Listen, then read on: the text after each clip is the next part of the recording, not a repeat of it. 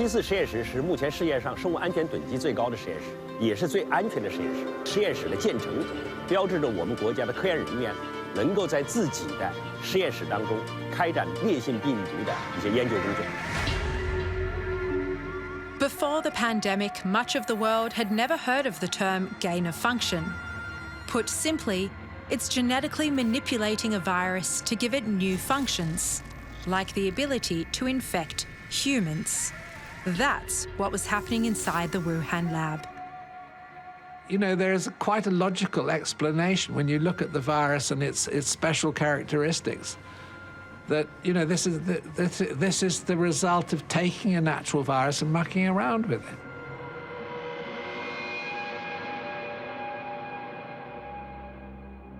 COVID-19 is like a Frankenstein virus, and it looked to many scientists like it had been cobbled together, because it has a bat virus backbone with a pangolin virus spike protein and a unique furin cleavage site in the same spot where Chinese scientists were genetically tweaking viruses.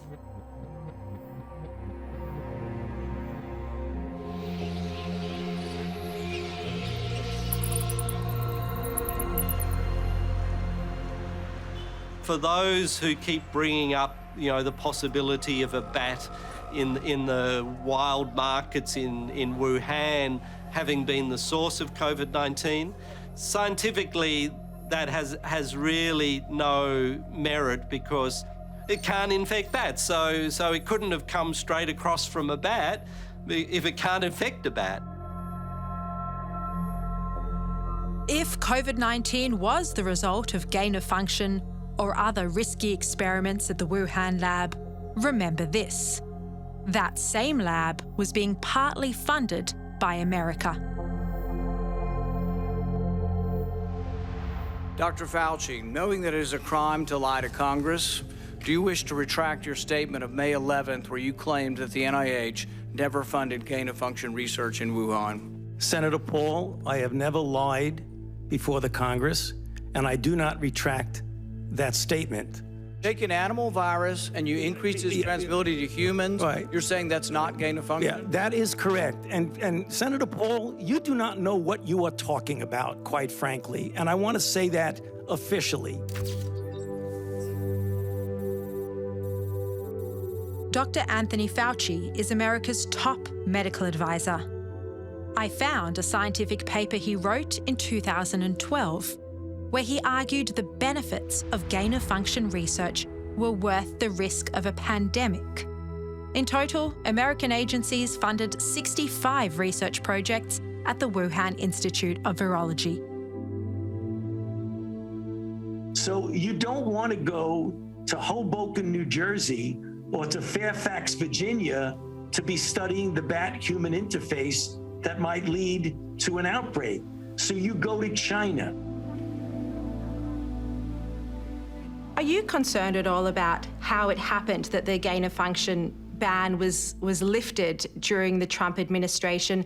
How was it that Anthony Fauci was able to do this without anyone knowing?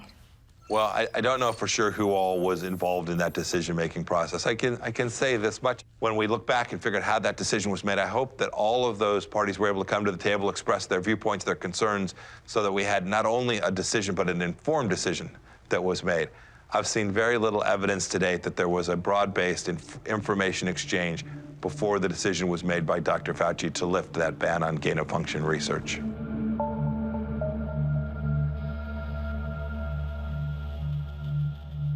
Mr. President Anthony Fauci, did he ever once mention to you that the Wuhan Institute of Virology was genetically manipulating coronaviruses? Well, no, he didn't. And, you know, Anthony's been in government for many, many years. He's a bureaucratic kind of a guy, a very great promoter. I give him an A+ as a promoter and probably a C or a D as a doctor. We now know from emails that have been released under the Freedom of Information Act that he was getting his advice from the likes of Peter Daszak, a Wuhan collaborator. At the same time, he was telling you that this was a natural virus. while at the same time, behind the scenes in emails, he was having discussions about whether this might have been genetically manipulated. Does that shock you? Well, he was dealing with them, certainly, and my thing was a little bit different. I just wanted to stop it. Whether it developed one way or the other, I just wanted to stop it. But it's important to know where it came from. It's extremely important to know how it developed. Fauci was dealing with them, and I guess they were even making payments for certain kinds of research. And I ended that too. I stopped that. When we found out about that, he was doing that during the Obama years.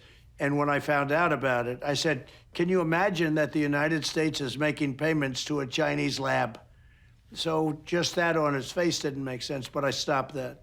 The Obama administration did hit pause on gain-of-function research, though, and that was lifted under your watch. Why did you allow the gain-of-function research to continue? Well, I think probably people that worked for me looked at it, and at one point they might have done that, but ultimately what we did was we shut it off. We shut the whole thing off, and we stopped making payments that were approved much earlier than our administration. Do you regret now not paying closer attention? I mean, this gain-of-function research is extremely risky, you know, banned under the Obama administration and then kick-started in 2017 under your watch. Yeah, no, I think we've done an incredible job between the vaccine and between all of the Operation Warp Speed. I think we did a great job, and people are now starting to see what a great job we did.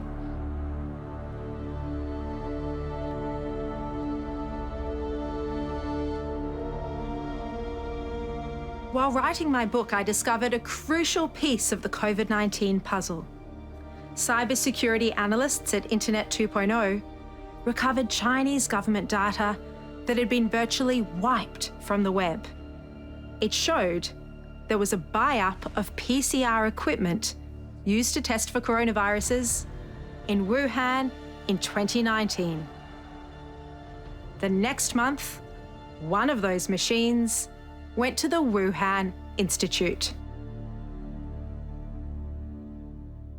Is this something you're aware of, that they bought a PCR machine in November 2019? I wouldn't be able to comment on that. How significant would this purchase be? Would be significant. Is it a smoking gun? Ultimately, I don't think there's ever going to be one specific smoking gun. I think there's more than just smoke here. I think there's fire from a whole bunch of different sources. I think that would be another compelling piece of evidence if you need more. I don't need more.